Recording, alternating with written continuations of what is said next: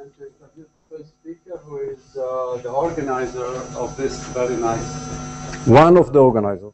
Very, very nice seminar, a modern seminar. It's a whole conference, so we applaud before he starts. Yes. So he will tell us about Continous-Time Stochastic. Please.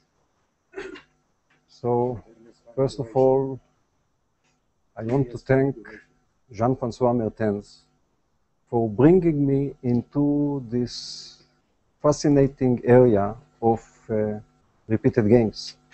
It is not Bob Arman, my advisor, with whom I studied cooperative game theory, games with a continuum of players. And when I went to, maybe I heard the course from him also on this topic, but when I met Jean-François, he insisted that I'll come for 2 weeks to core, and I didn't manage at the beginning, and then he forced me, and then I came and he organized a crash course of 2 weeks on repeated games. I think Shmuel was there, Sylvan was there, and each one was lecturing. And this was basically my starting point on stochastic game. I work with Jean-François. And I'm fascinated by the area, by the tools, by the results, and so on. I hope you too.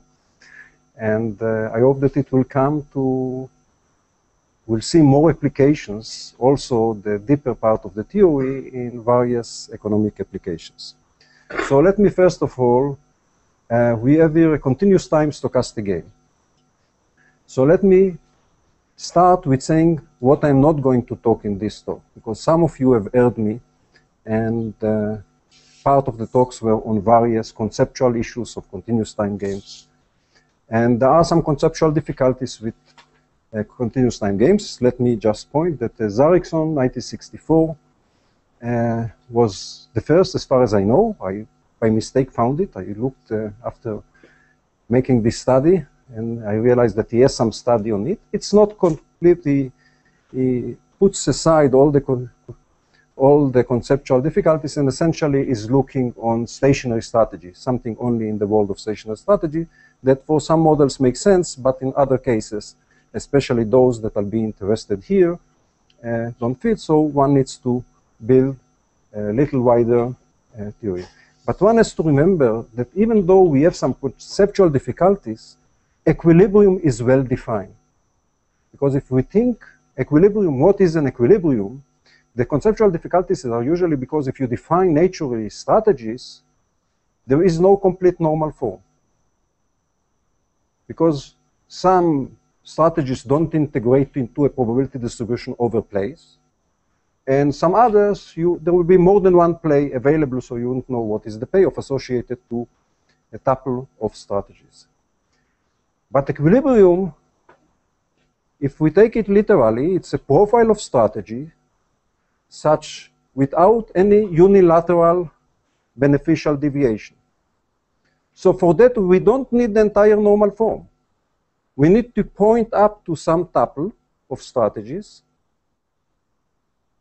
and simply such a tuple that any unilateral deviation will define the play in an obvious way, and it will be no beneficial deviation. So even though we have some alls in the normal form of the complete game, we could still take the definition, and we could still prove results about when we look on existence and spirit of this type of equilibrium.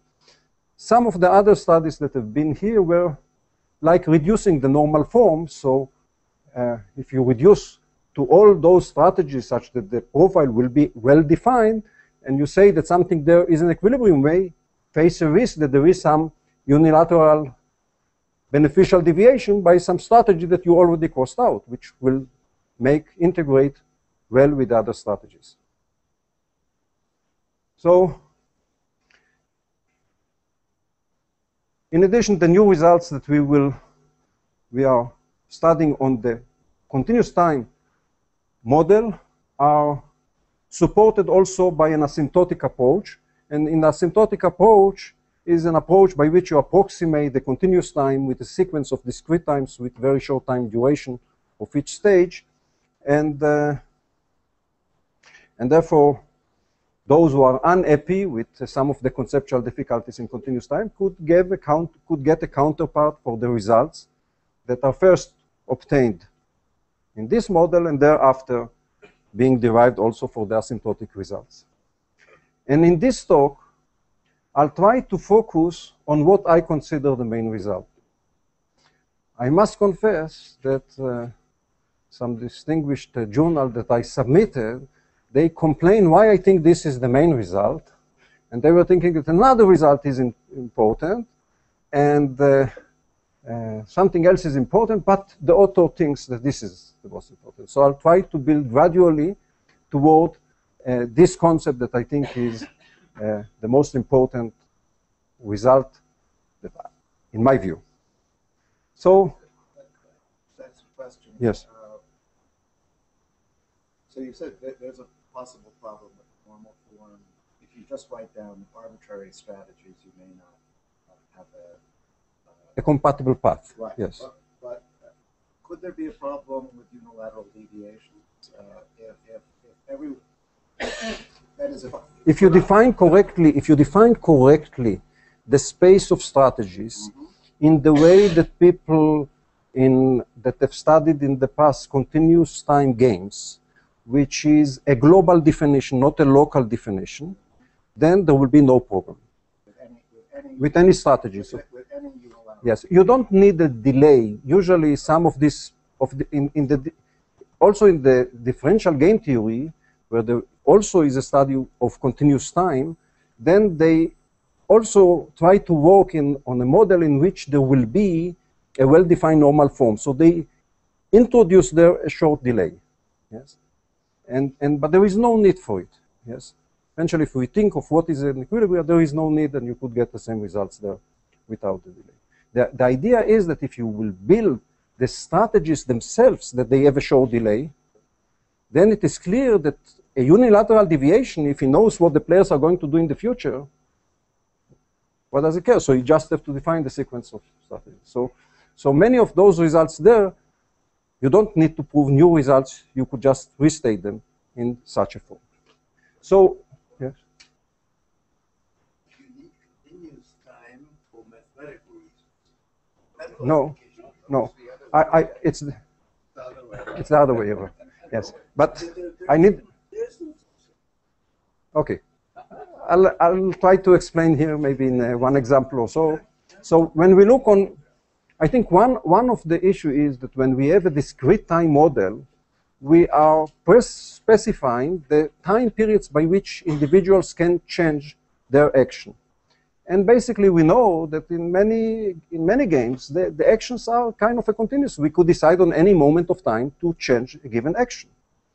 Yes. So if we want to avail frequent action choices without any limit on the minimal time interval by which we are changing actions, we are led to the study of frequent action choices. Another aspect of this model of continuous time stochastic game is that there is a state that is usually observed by all. This is the state that defines the subgame from this point on. And this changes over time. If we look on a soccer game, then there is a score, 2-1 at minute 32. The game continues. At some other point, I don't know what I said. What I said, 2-1. Maybe it will turn to be 2-2 or 3-1. Okay, there is no goal that is scored twice. Yes, like in basketball or in other games. So we know where we could move, and this move is a discontinuous move. And this talk indeed will be trying to attempt on these cases by which the changes of the states are discontinuous. They are abrupt, and they could happen in any moment of time. Now, another thing to remember, for instance, if we think of the analogy of soccer, then we have 90 minutes games. So we know that we are interested, or the teams in a cup game are interested in the result in the minute 90, right? The end of the game. But we usually don't know exactly when the game ends, yes? You know, at the very end, there will be a little more, even if the referee decides on 2-minute extension, it may be 2, it may be 2. 1.5, it may be 2.5. So there is some uncertainty, and therefore it will be also important to try to find solution concepts that will be insensitive to such changes. Another case that another economic example of a state that is changing, if you try to think of a market share of various firms in a given industry, at some point there might be a splitting of a company into two, or the two company merge. Okay? Obviously, the actions of the firms themselves may impact the likelihood of such an event happening.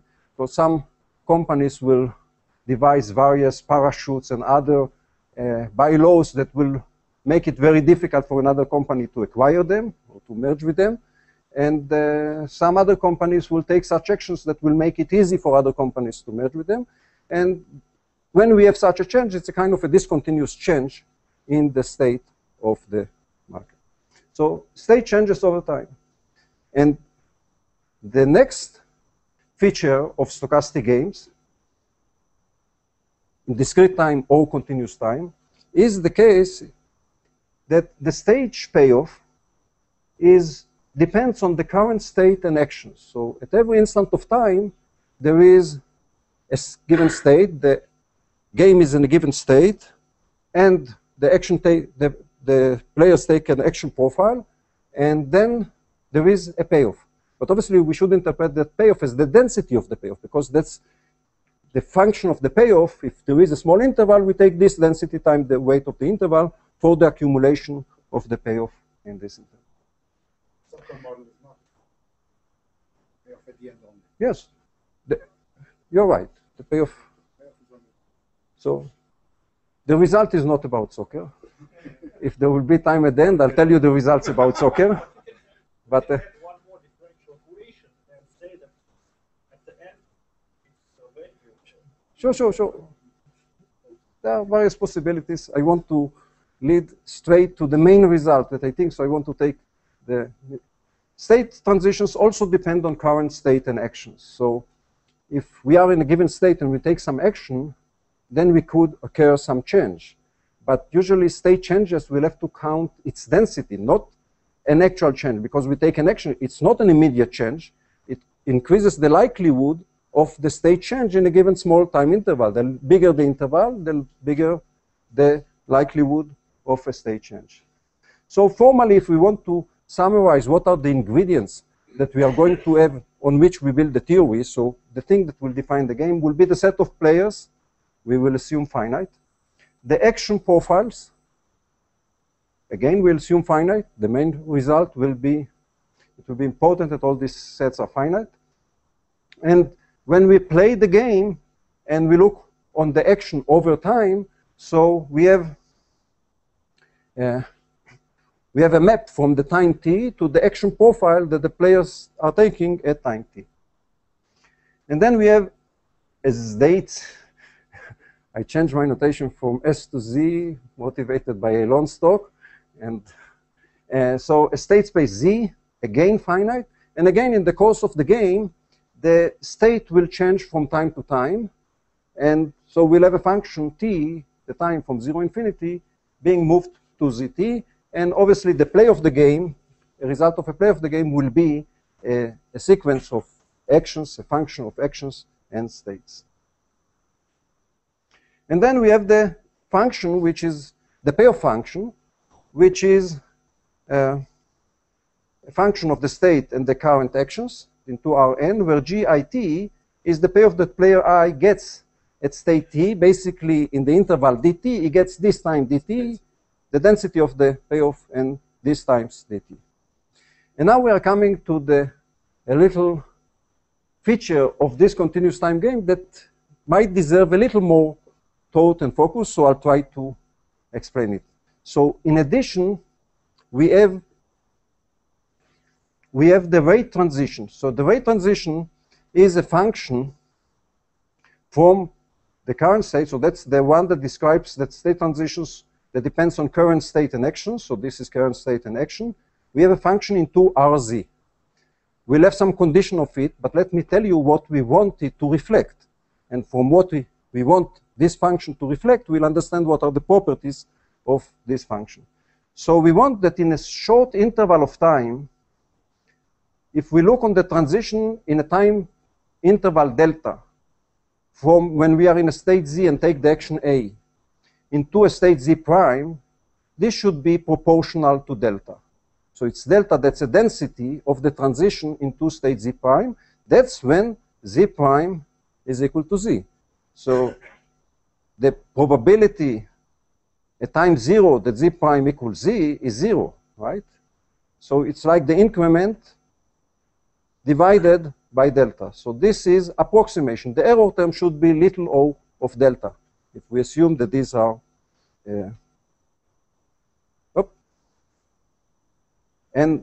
but if we are staying at state Z, then what is the probability that after a time delta we will move to Z?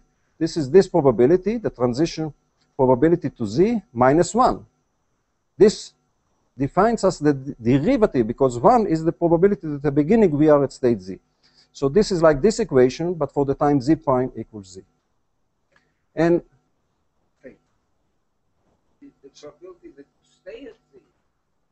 the probability that you stay in Z minus 1 is equal to that number. So it's like a flow. We are at a given state Z, and we are looking on a flow. So we flow at some density to each one of the other states, but the total flow should be 0, equal to 0, and therefore the negative of that is what we flow here. So if we look on these numbers, it is clear that this number should be non-positive. This number should be positive. What should be the sum? The sum is the sum of all those things, should be the sum of overall Z prime of these terms is 1, so the sum is going to be equal to 0. So the condition, this function that describes as the transitions, satisfies the equation that if Z prime is different than Z, then this is non-negative, and the sum of all is 0. It means that when we sum here the mu Z A of Z, it's the negative of the sum of all the others. It's like the flow out of the state Z.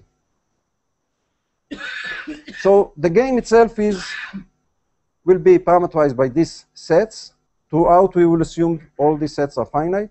And the play of the game will be a function from time to sequence of states and actions. Now, when we have a game, that, yes?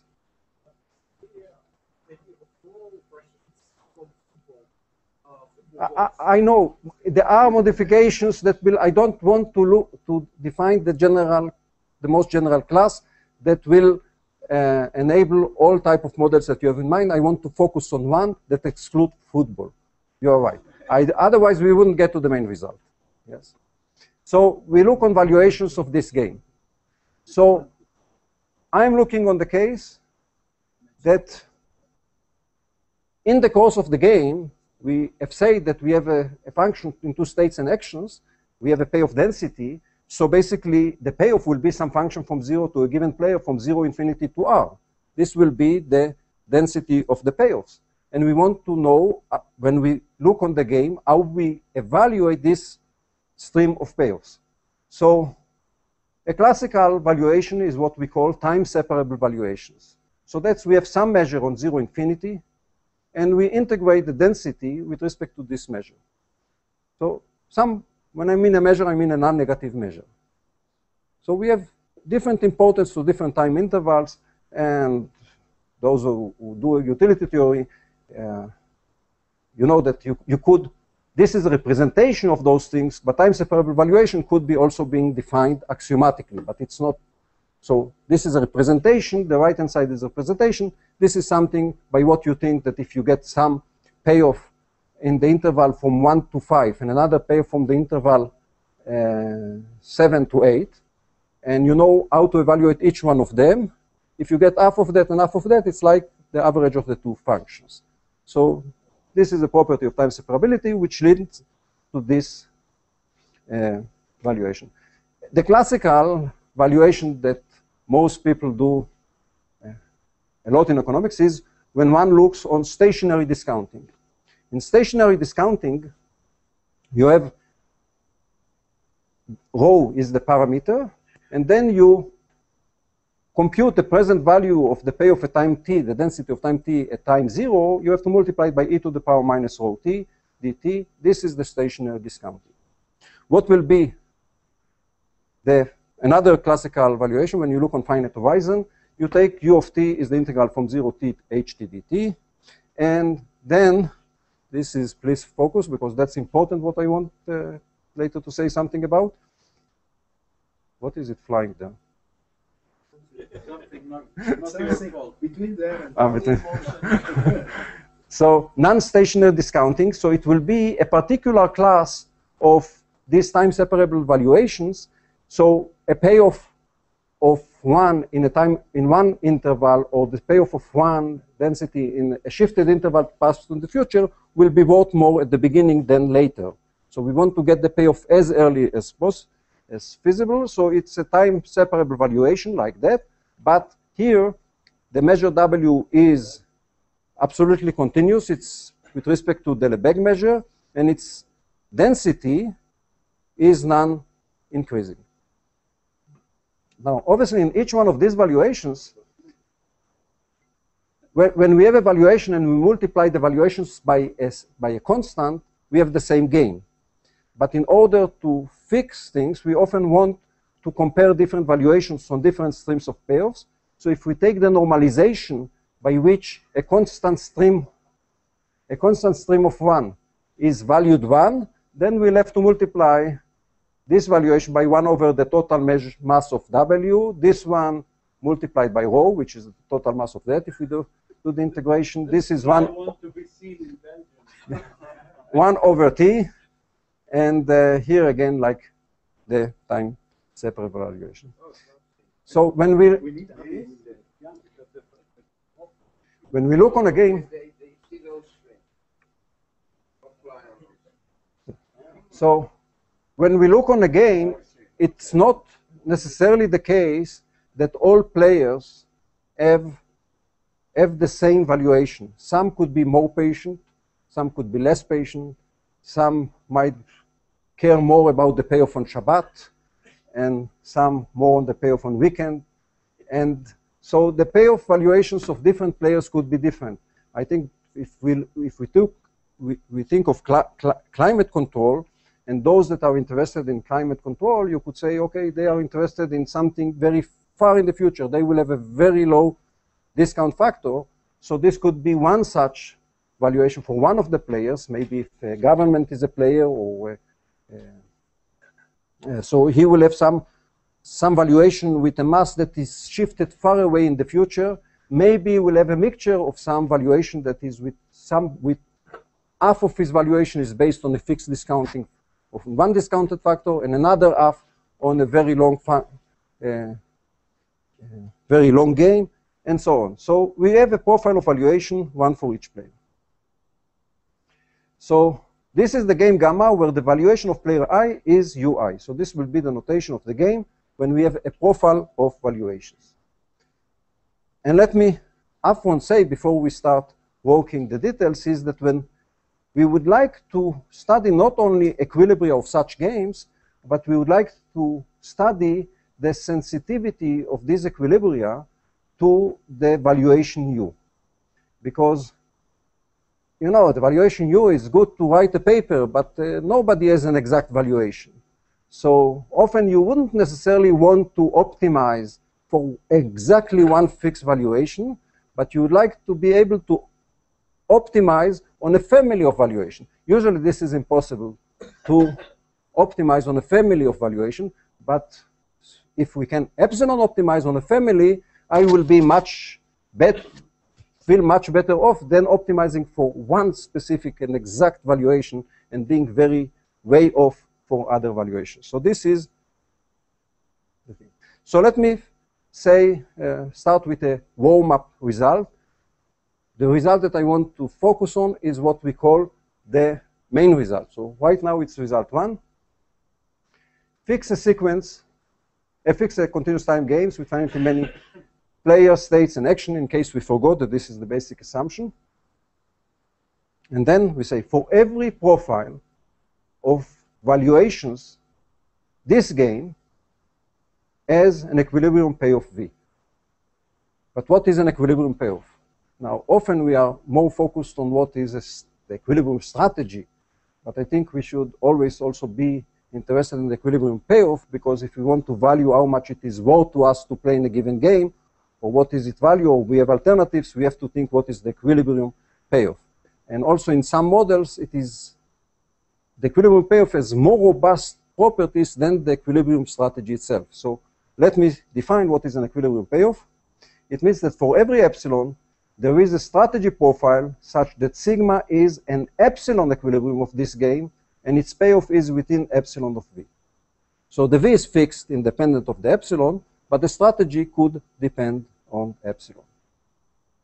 We already have seen today one work that when we cannot do something precise, we allow an epsilon perturbation, and similarly here, and sometimes if an epsilon perturbation will give us a much more robust result, it is, I think it's very valuable. I think another, yes? No, I said I rug it, at the end we'll talk. In a moment you will get to it. Okay. I haven't said what's the strategy. If you will think for some time, you will get it yourself, but I'll say it at the very end. Let's work. I think if we start discussing the strategies, we may not get to the main result. We'll get to the main result, then I'll discuss the other issues. Okay. And sorry? V is not a single number. No, it's not. No, it's a vector.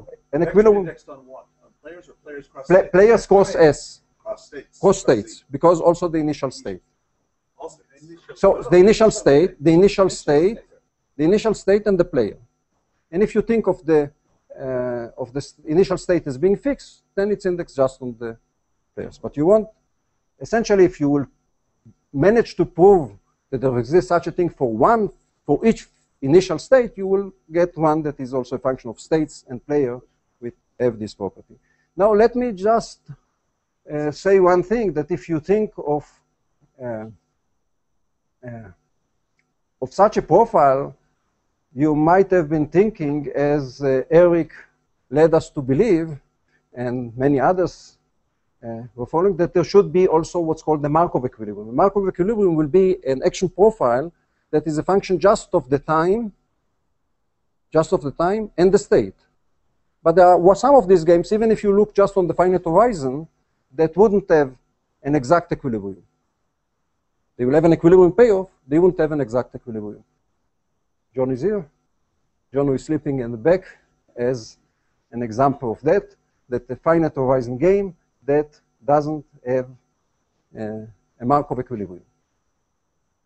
But now, such a game has not only an equilibrium, it has a robust equilibrium payoff. And let me explain what is a robust equilibrium payoff.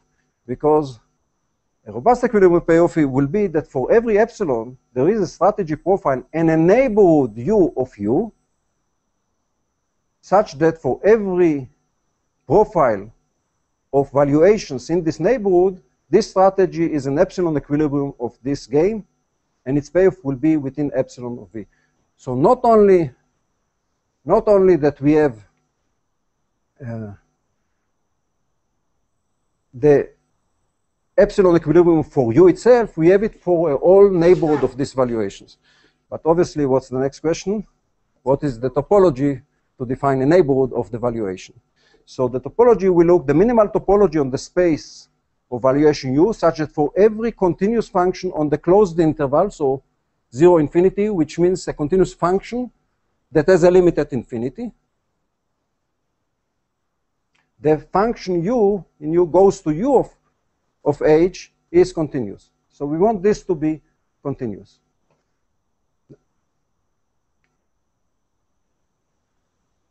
Now, you should realize that in the stochastic game, the stream of payoff need not be continuous. Yes. So I don't want to impose that for every stream of payoffs it will converge or it will be closed. I want it only which makes it large. The neighborhoods will be large. They will include many more elements. The more restrictions I put on the function on which I want this to be a continuous function. So I claim it only for these very specific functions. I'll have very large neighborhoods. And one remark that is important. Sorry? No? Oh, it will be, if it's continuous on the closed interval, it is uniformly continuous. It implies uniform continuity. No, supposed to be closed. Yes, yes, yes. So an important remark to see is that there exists a sequence such that, first of all, for every age which is a continuous function of infinity, this converges, but this type of limits are not represented by another profile of valuation. So there is no U in profile of valuation such that this will converge to it. Okay? So the previous convergence was that I take U, I take a neighborhood of it, and I say that something is there. So robust equilibrium. Yes. Just a moment. Just a moment. I want to prove. How much time I have? Shmuel, how much time? 15 minutes. So let me quickly go on the proof of this result, and this will give you a little answer also to your question: what are strategy? Or at least I'll tell you.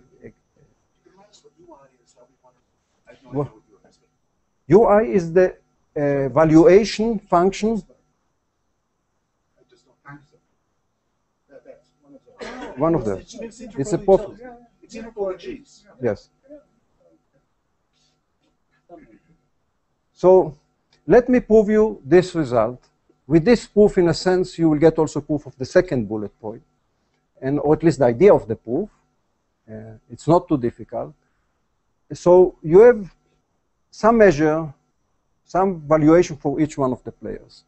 I'm going to go back to discrete time games. I'll approximate the continuous time game with a discrete time game of duration delta. I'll interpret the duration as a duration delta. The Duration of each step. Of each step will be delta.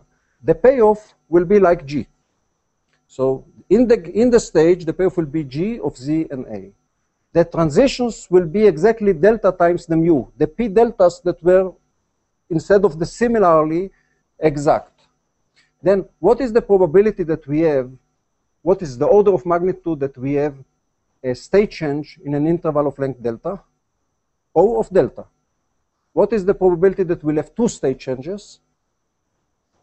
O of delta square. Small of delta, but so if I chopped it into sufficiently small intervals delta, and I now consider the discrete time game with every stage have the weight of this interval, then I could construct a Markov equilibrium of this finite game. It's a finite stage game.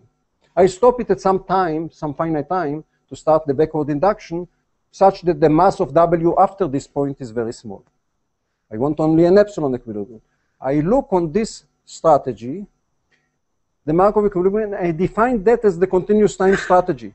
So I define the continuous time strategy as the strategy that at every time interval, it is taking the action, constant action, according to the Markov strategy. And this strategy, after you make some computation, yes, it will show you that no matter what the other one is doing, how it fluctuates this payoff in between this interval, and so on, then you will get an epsilon equilibrium of the continuous time game.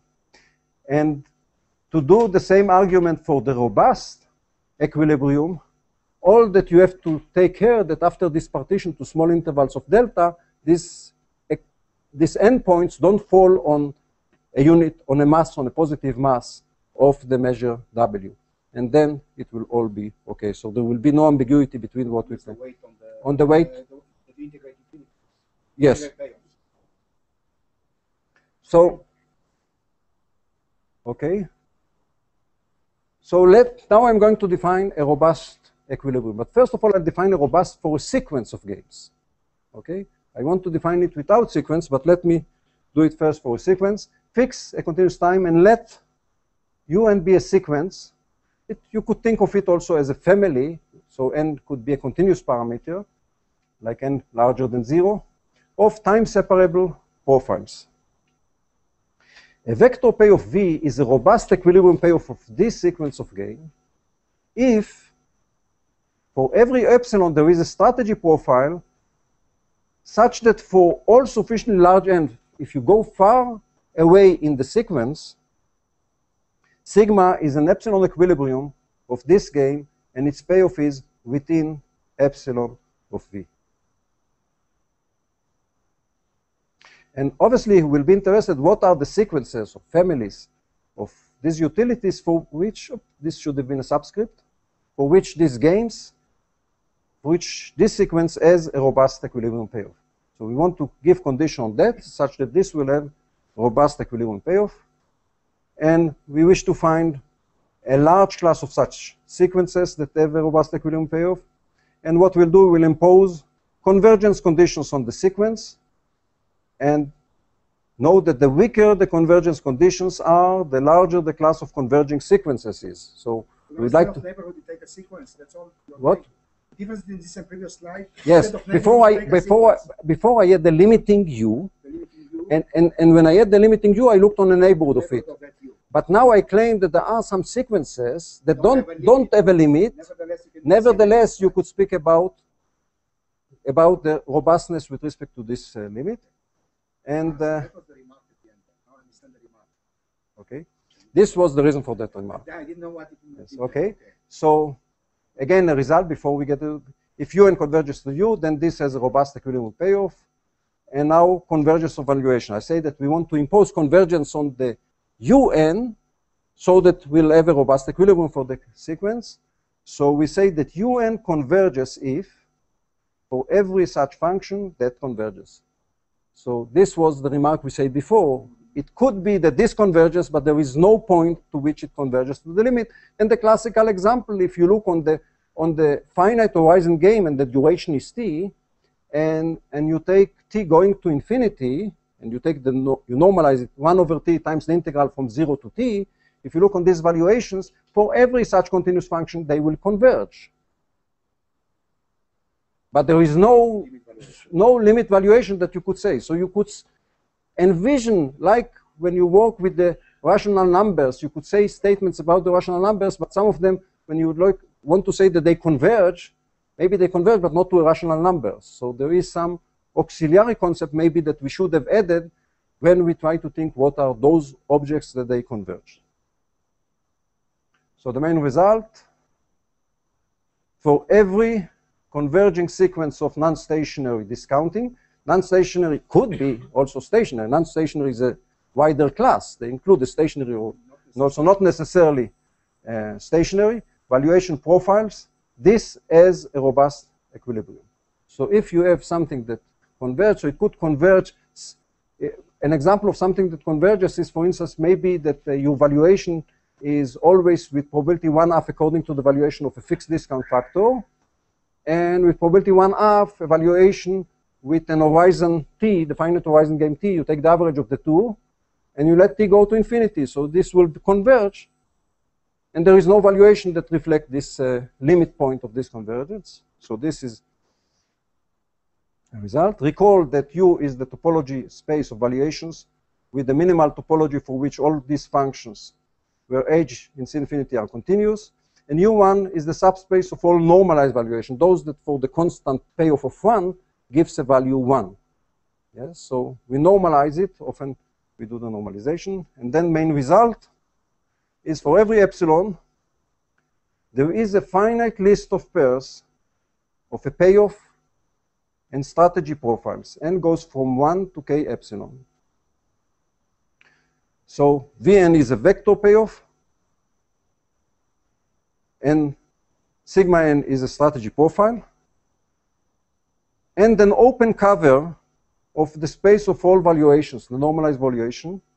So this is an open subset of this set, such that for every profile U of normalized non-stationary valuation in this set, sigma n is an epsilon equilibrium of gamma U, and its payoff is within epsilon of Vn. So this is I think the right formulation, how much time? 5? This is, I think, the right valuation, the right formalization of the robustness that I was wanting. And so you could ask, what is the main result, this one or this one? Gil knows. Here, for every converging sequence, this happens. So the two are equivalent. If both are correct, the two are equivalent. But indeed, there is here a good reason why they are equivalent. And this is a reformulation. Now, the space itself, U1 of n, is not a compact space. Okay? And the fact that we can cover it, so if we would have looked on its compactification, basically, and have these auxiliary valuations in the compactification, we basically, this will say that in the compactification, for every limit point, every such sequence that we say it converges, we could have a virtual valuation. And then if we'll say that every virtual valuation has a neighborhood such that in it we have one strategy profile and one vector payoff, which is an epsilon equilibrium, then we'll get from the compactness an open cover. So this is basically adding to the previous result something to say that on the compactification of this space of valuation, for every point we have something that gives us an equilibrium. Other results. So in the other results that I'm stating is basically special cases of the results that have been stated up to now. If it's a profile, if this is a profile of, no, sorry, this is not as, doesn't follow from the previous result because here there is an exact equilibrium concept. If you use a profile of stationary discounting valuation, then this game has stationary equilibrium. And the game has what we call uniform equilibrium payoff. Now, all the story with the robust and with the uniform, basically here I was applying it and studying it on continuous time stochastic game. But these concepts do apply to all the models of repeated games when we have the valuations there. And indeed, we focused, at least the community that was working hard on this problem, we focused on solving this problem. Does these games, or what classes of games, do have a uniform equilibrium payoff? And basically, so this follows, the uniform equilibrium payoff follows from the previous result, but in a sense, again, two correct results are equivalent, but this is the difficulty in proving the previous result is in proving this uniform equilibrium payoff. And let me say, what is it? A uniform equilibrium payoff for those who are unfamiliar. So if this is the payoff density to player I at type t, so it means that for every epsilon, there exists a sufficiently large time, so a vector payoff v, a strategy sigma, a profile, such that for every player I, for every possible deviation of him, and for every time that is longer than this t0, the expectation of the average payoff up to this time is at least v minus epsilon, so I put here the epsilon, and this is at least, if somebody deviates, he cannot improve by more than epsilon over this payoff. And it follows, so sometimes we give this as the formal definition of the uniform equilibrium payoff. Maybe the more appealing one is something that follows from this definition, is that for every epsilon larger than 0, there exists some discounting rate, rho 0, a vector payoff and a sigma, such that for every player, for every possible deviation, for every smaller rho, the payoff, rho is here, okay. This is the normalization factor. The expectation with respect to sigma of that is at least this payoff minus epsilon, so the epsilon was jumping there. And if somebody deviates from his strategy sigma I to tau I, the expectation of the normalized payoff will be no more than this payoff by more epsilon. So this is this same strategy is an epsilon equilibrium of all these games parameterized by this rho. Yes, you're right, yes. That's not true. One of them should be taken out, yes. And basically you could also do it for the non-stationary discounting. It follows that, it means from the formal definition, it follows that for every epsilon there exists rho 0, v, sigma, such that for any deviation, if the weight that the non-stationary discounting gives for, let's say, the time interval 0, 1 is sufficiently small, then this same strategy will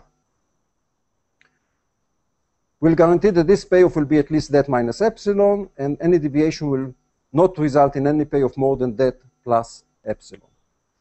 And let me just, to the end of it, let me promise a prize. Yes.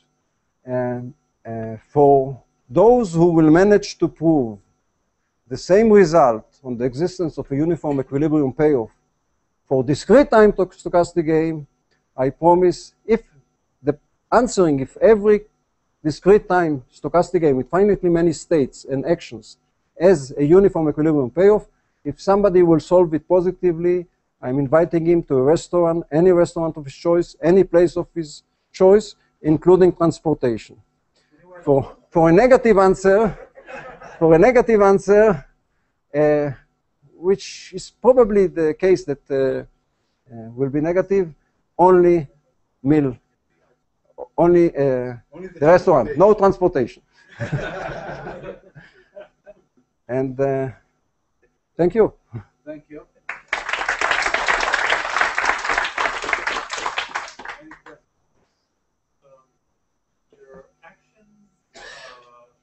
Your actions profile is basically for each player a function from time to the action, right?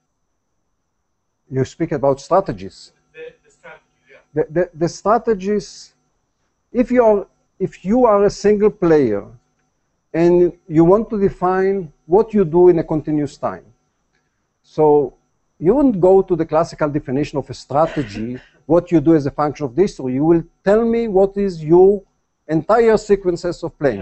Yeah, Just a moment, let me. It can't depend on the actual realization of the game. It can depend, definitely, it can depend.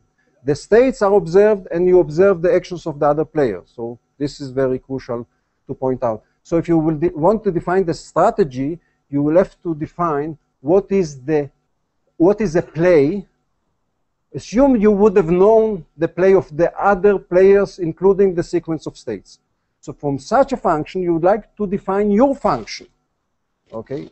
But with the only condition, so it's a function from parts of the play that not include your own action to your own function of actions. But this function cannot rely on the future. So it means that two such parts that coincides up to time t, your action at time t should coincide. Yes. So AT is actually AT of Z up to time t, and the other Sure. When you play a strategy, this will be a random variable. This will be a random variable. Yes. You said that there were some problems getting results like where strategies concentrated on payoff. But I'm not sure I see what. No, if you are happy with epsilon equilibrium, then okay. strategies are fine. Yes. Because for economic applications, it's normally strategies that Mm-hmm. we care about. Yes. Those are the things that we could observe. Mm-hmm. So for those purposes, G4 Yes, you're right. So if you would have accepted the concept a slightly longer, an epsilon equilibrium, yeah. then for every epsilon there is an equilibrium, but in it. Yes, yes. So this is the case that is that. Maybe let me say one thing is that the tools that are being used in the proof are not straightforward. I use the Mertens Neyman technique, not necessarily the result. It is very strange. There are many results when you have to use the technique. You cannot use directly necessarily the result. The Bewley-Kohlberg result on the expansion algebraic approach of the expansion of the value with finitely many states, and a result that people haven't, or a technique or an ideas that people didn't pay enough attention to it, which I think is important, is a result of Solan and VA on correlated equilibrium of stochastic games.